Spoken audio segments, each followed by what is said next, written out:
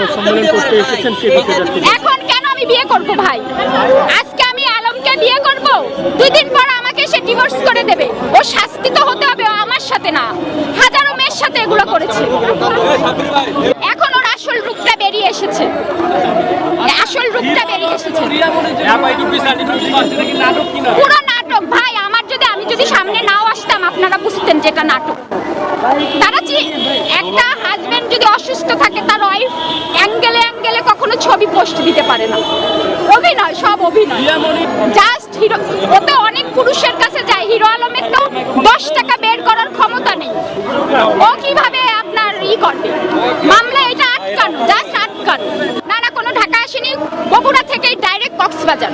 ঢাকা এসছে করাই হয়নি। কোনো অসুস্থ না, সে আধা ঘন্টা পর সুস্থ। সে নিজের হাতে খেয়েছে। ওই যে ছবিটা দেখেছেন ওই সময় জাস্ট অভিনয়।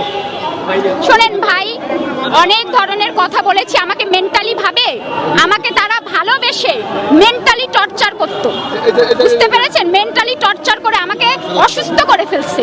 আমি অনেক ধরনের বাজে কথা বলেছি দেশবাসীর কাছে, কারণ আমি ওই ব্যবহার করা মেয়ে না।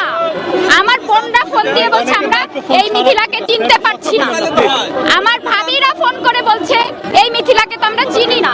যে মিথিলা একটা অ্যান্ড্রয়েড ফোন ব্যবহার করতো না।